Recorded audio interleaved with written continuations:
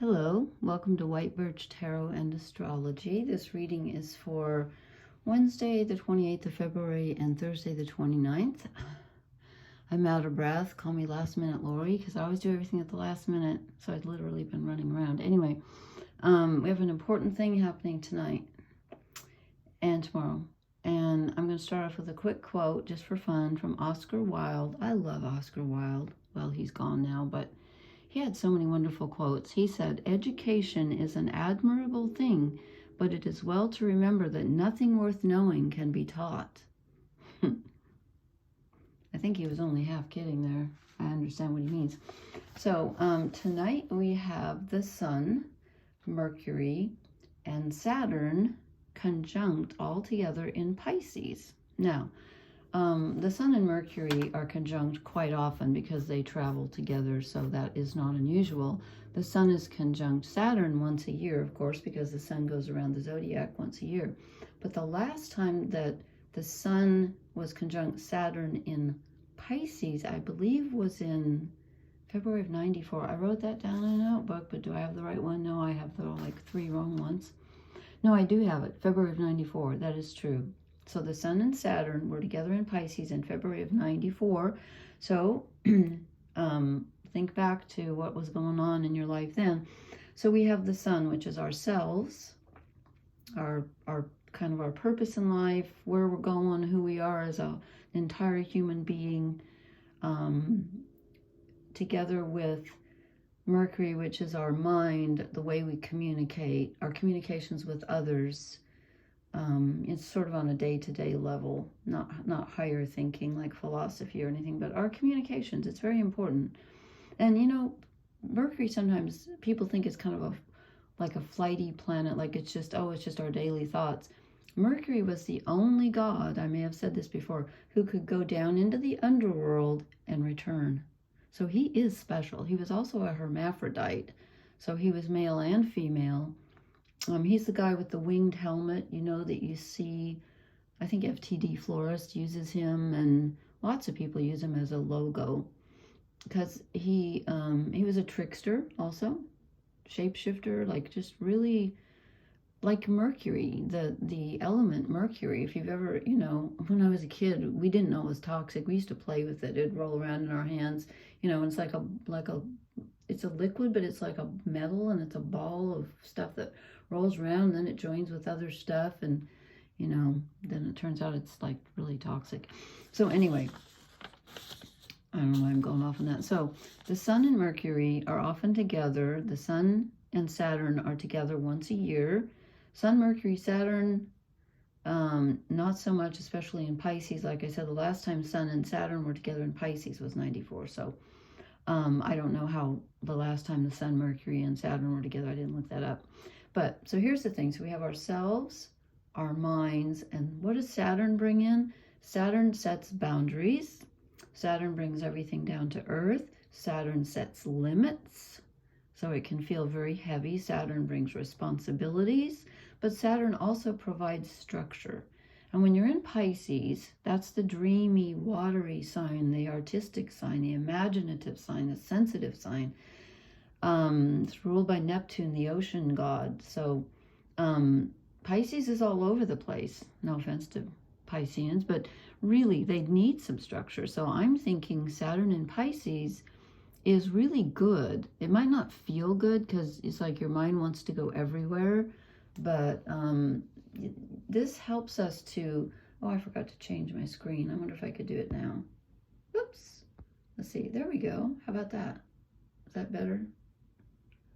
I'm changing it as we speak. Okay. So Saturn, you know, is time, father time, and mortality and reality, and those things aren't fun sometimes, but it also can provide us a structure and a plan and a way to move forward in Pisces that otherwise we wouldn't have. So this is a really great time to ask yourself, which is the Sun, like, what do I want? And then try to manifest that in your mind, and then you could make a plan going forward. You could use that mental energy to make a plan going forward, and this could be a really creative project in Pisces. And again, it depends on what house in your chart it falls in. And I looked up in my, I have several people's information that they've given to me. I'm just going to real quick, I'm going to say that Aton and Anmol, you guys both have, this falls in your second house, which is ruled by Venus. It's normally, I mean, it may, in your chart, it may not be Taurus, but it's ruled by Taurus. So that's the things that you have, including your self-esteem. It's what you have on the physical level and what you have inside. What do you own? Okay. Christina, this falls on the cusp of your 10th and 11th houses. The 10th house is traditionally the house of the father. It can be the house of the mother. It can be the house of where you show up in the world.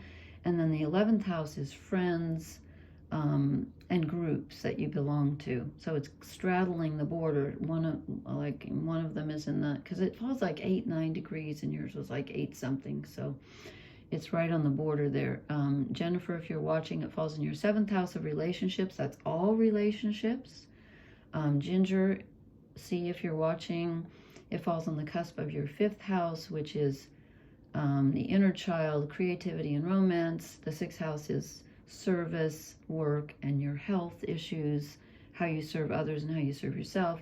Teresa in Ireland, if you're watching, it falls in your 1st house, which is yourself, your inner self, your personality.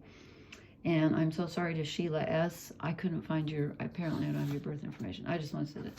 Anyway, and I want to give a shout out to Dogstar Tarot for giving me this new spread. And I've changed it a bit. I changed it around a bit, but I really liked it, so I moved it just a bit. So, I'm using the Rider-Waite deck, the old-fashioned, you know, good old tried and true. So this card represents us. So what energy are we in right now? The 10 of Wands in reverse. So some heavy burden that we've been carrying, we're ready to put it down. And in fact, we might be in the process of putting it down because it's in reverse. So something in you has lightened just a bit. Something that felt very, very heavy. Could be something emotional, could be something spiritual, could be something in reality, but something that you've been carrying for a long time that you want to put down is finally starting to ease a bit. Okay?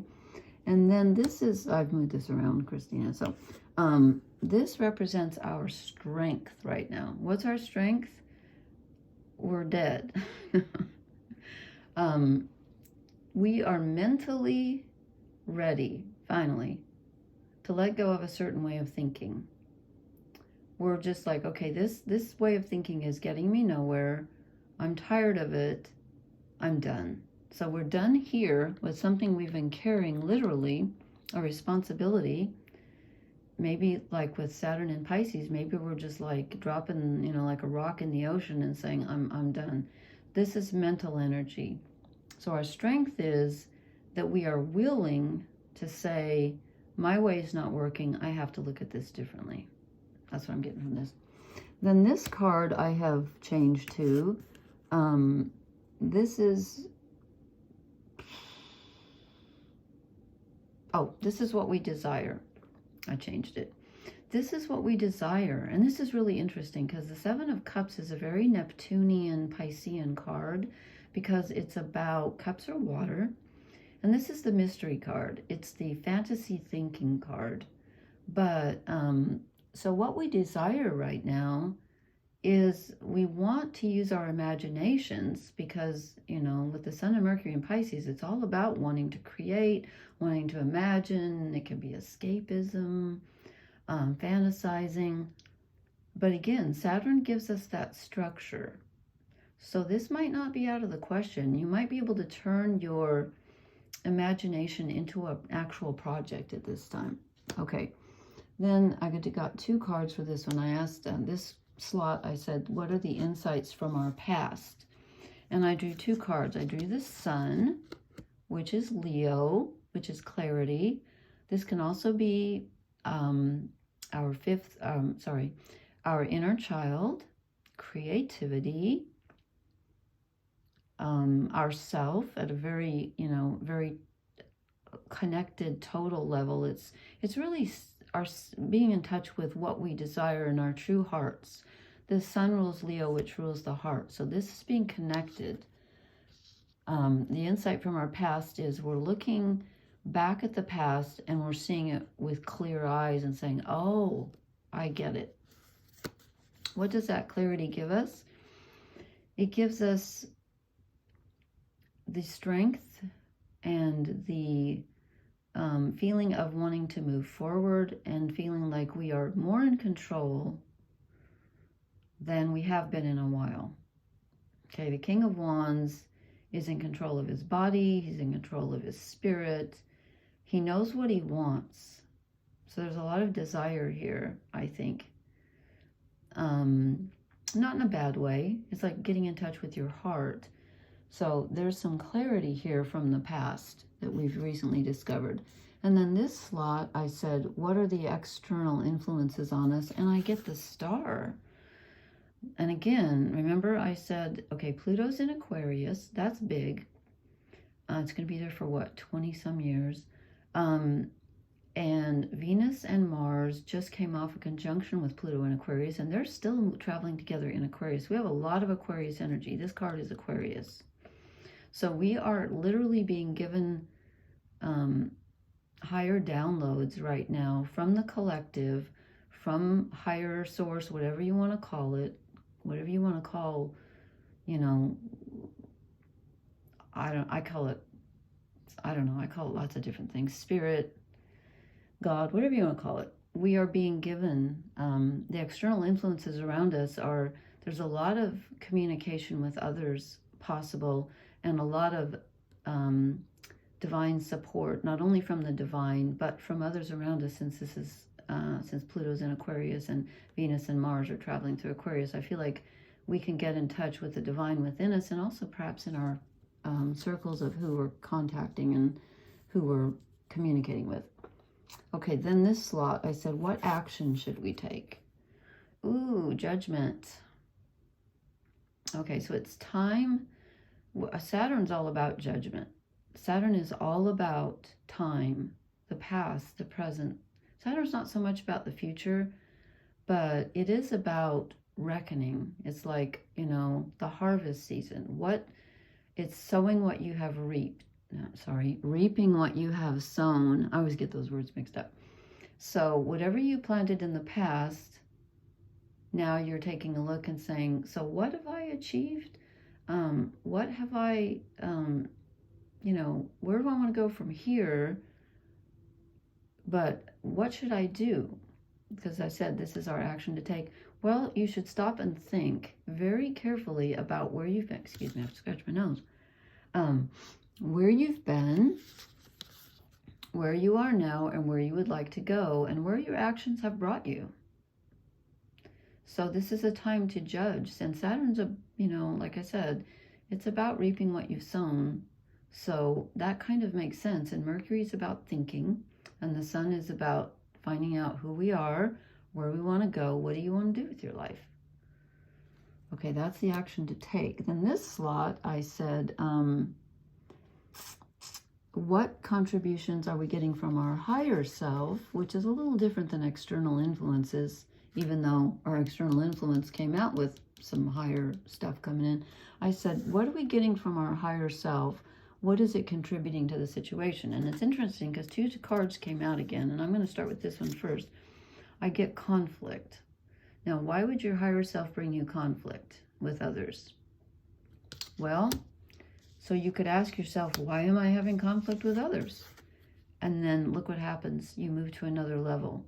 This is the 1111 card, the Four of Wands, and it brings you to a place of peace and harmony. And they're both wands, so it's actions. So it's, how am I acting with others? You know, why am I getting in these disputes if you are? And I have a feeling you might be. If not, then they're inner disputes, but they could be both. They could be both. So if you've had some, you know, wonky communication with some people lately, or just feeling like your energy's off, or you're kind of defensive or crabby or whatever, if you sit down and think about this, you can move to a new level at this time, because it's very important. You know, Saturn Like I said, Saturn and the Sun haven't been in Pisces since 94. What is that, 20 years? I can't do math, honest to God. 30 years. Yeah, almost 30 years. Wow. Seriously? Okay. It makes me feel old. Okay. And then I said for this lot, what are our what are our challenges and what barriers do we have? So this is kind of like our shadow card. What's holding us back? The Page of Swords. This is immature thinking. So our thoughts at this time, we might be jumping to conclusions mentally. We might be spending too much time on social media. We might be communicating too much. Maybe you're in, you've spread yourself too thin mentally. Maybe you're, again, listening to things that other people are saying and reacting poorly, reacting with anger instead of compassion. It's a mental barrier at this time, a mental challenge. And again, with this card here being our strength is we can overcome our negative thinking. This could be negative thinking and we're overcoming it. And, we think we're right. Like she thinks she's right. But this is our barrier and our challenge. So perhaps you don't have to be right all the time. Try to be more compassionate and perhaps less judgmental. I don't know. Last card I said, what's the outcome? What is the future? Ooh, we get the Nine of Pentacles. This is good. This is the card of being happy with what you've got and being independent and being happy about it. No, and I'm not saying that you don't want a relationship. I'm not saying that you want to stay alone forever. I'm just saying that right at the moment, you're saying to yourself, I'm okay by myself. Doesn't mean that I, want to stay this way or that I don't want some companionship, but I can do this. And I'm okay where I am right now. I'm okay with my surroundings. I'm okay with what I have. It's a gratitude card, and it's a card of just being okay with where you're at and saying, I can do this, okay? I'm going to pull, who do I want to pull right now? Okay, I'm going to draw a couple of, no, I'm not going to do fairy. I'm going to do a couple of oracle cards, and I might pull one animal oracle card. Now, this doesn't make sense. Seriously? Have I chosen on deck orphaned? Really? Well, sometimes when you're independent, you can feel like you're doing everything alone. This might be the thinking that we're overcoming. I'm getting this as a shadow card. I'm not getting this as where we're headed. I'm going to pull 3. I'm going to call that the past. Okay, we felt orphaned. Ooh, this one just flew out. All that glitters. This goes with the Nine of Swords. This is about judgment. This is about asking yourself, what do I want to keep in my life? And what do I want to get rid of? And again, with the Sun and Mercury together, that's about your mental, examining, what do I really want? And then with Saturn there, Saturn really puts you to the test. Like, what's real? This goes perfectly with the conjunction with Saturn, because Saturn doesn't tolerate nonsense. If it's not real, Saturn's not interested. Okay, so we want, where was the Seven of Cups? Where did I get that? Oh, that was our desires. It's okay to imagine. It's okay to have imagination right now and be creative, but make sure that it's something you can manifest, because Saturn doesn't want nonsense. Saturn doesn't want you to waste time. Saturn's like, hey, if it's not real, get rid of it. Okay? And, oops.